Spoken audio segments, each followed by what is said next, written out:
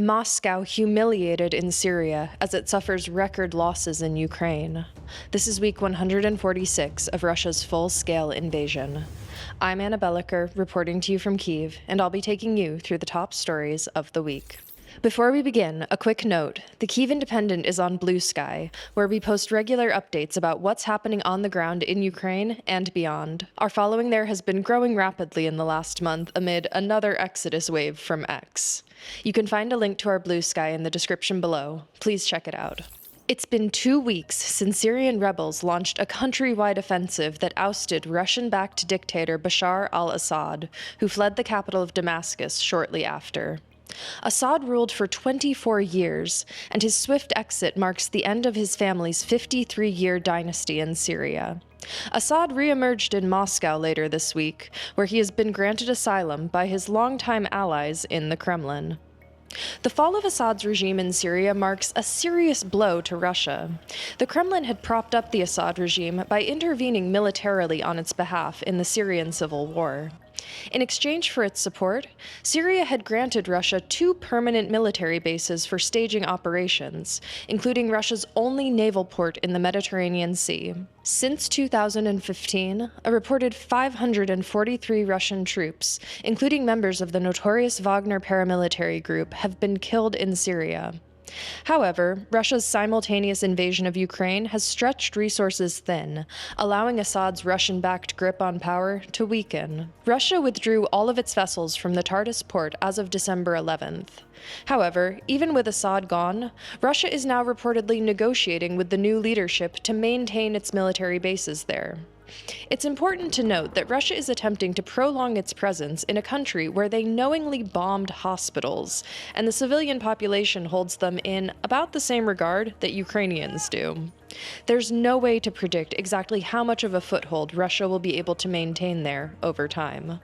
Overall, Ukrainian officials are celebrating Assad's downfall as a humiliation to Russia and a warning to its allies that they can't count on Moscow's protection in exchange for their loyalty. Russia continues to close in on Ukrainian strongholds in Donetsk Oblast, advancing at record speeds. They've continued their streak of heavy losses into December, and both Ukrainian and Western estimates place total Russian losses at between 600 and 750,000 killed, injured, or captured. Pokrovsk remains in the crosshairs as Russian forces have advanced within 3 kilometers of the city. One of Ukraine's largest coal mines nearby has suspended operations and evacuated its personnel, a worrying fact given that the loss of the mine could cut Ukraine's steel production in half. Ukraine's commander-in-chief Alexander Syrsky has said that the battles near Pokrovsk are exceptionally tough and would require non-standard decisions. He did not specify what these decisions would be, but said that the priority was delivering sufficient quantities of ammunition to the front. He has previously sent additional reserves and weapons in an attempt to stall Russia's advance into Pokrovsk, but Russia has appeared willing to leverage its manpower into a meat grinder-style assault. There are also reports that Russia is pushing back hard in Kursk Oblast. Rumors even circulated early in the week that Russia had entered Ukraine's Sumy Oblast, which borders Russia's Kursk, Bryansk, and Belgorod oblasts, but these reports were denied by Ukrainian authorities.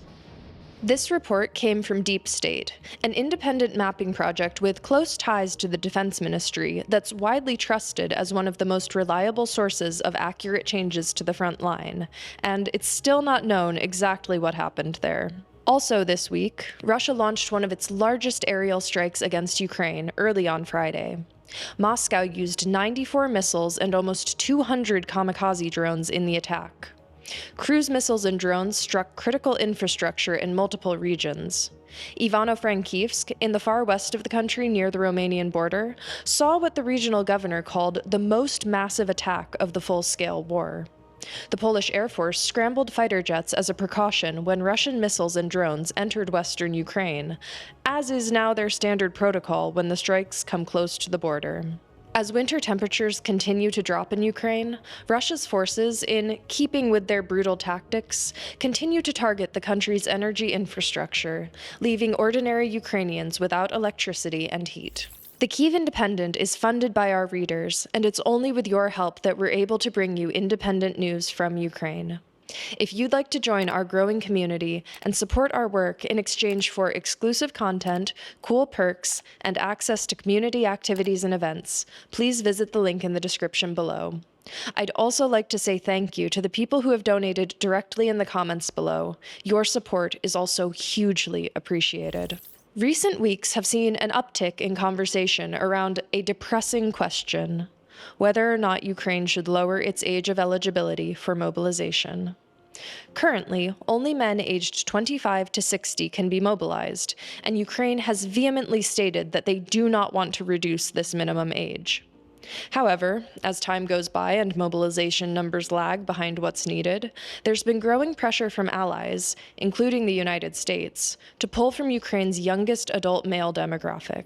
In fact, a U.S. State Department spokesperson even said this week that the U.S. is ready to take over the training of new Ukrainian soldiers and provide them with the necessary weapons if Ukraine lowers its minimum mobilization age. This call is being echoed amongst various senior U.S. officials, including those who are supportive of aid to Ukraine, such as outgoing Secretary of State Antony Blinken, who said that Ukraine faces hard decisions regarding its mobilization crisis. Unlike in America, where the average serviceman is 28 years old, the average Ukrainian soldier is 44. This is not so much a choice as an issue of demography. Ukraine has a deficit of young people in their 20s due to the instability of the decade following the 1991 collapse of the Soviet Union. In an already vulnerable segment of the population, removing too many young men from civilian life today will likely later cause a future demographic and economic crisis.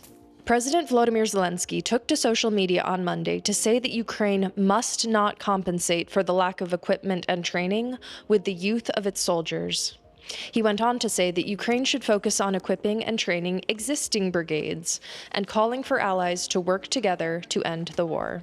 Ukraine's finance minister Serhiy Marchenko stated this week that Ukraine has enough funds and munitions to continue resisting Russia until mid-2025. This is in part due to outgoing President Joe Biden's administration accelerating weapon deliveries ahead of Donald Trump's inauguration in January. The Hill reported on Wednesday that American lawmakers have requested intelligence reports to assess the impact of ending support for Ukraine, as well as the consequences of Russia winning the war. Additionally, they are re-examining whether to revoke Biden's approval for long-range missile strikes within Russian territory.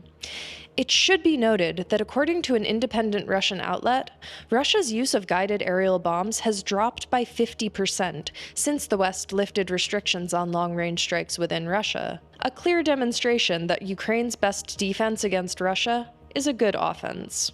This follows Trump himself telling Time magazine in his Person of the Year profile that he, quote, vehemently disagrees with sending missiles hundreds of miles into Russia. Why are we doing that? That's all for this week. We'll be back next Sunday with more news from Ukraine. If you enjoyed this video, please like and subscribe to this channel. Your support is what allows us to bring you independent, unbiased news about Russia's brutal invasion, which we are committed to doing no matter how much uncertainty the world faces. If you'd like to become a member of the Kyiv Independent community, please visit the link in the description below. I'll see you next week.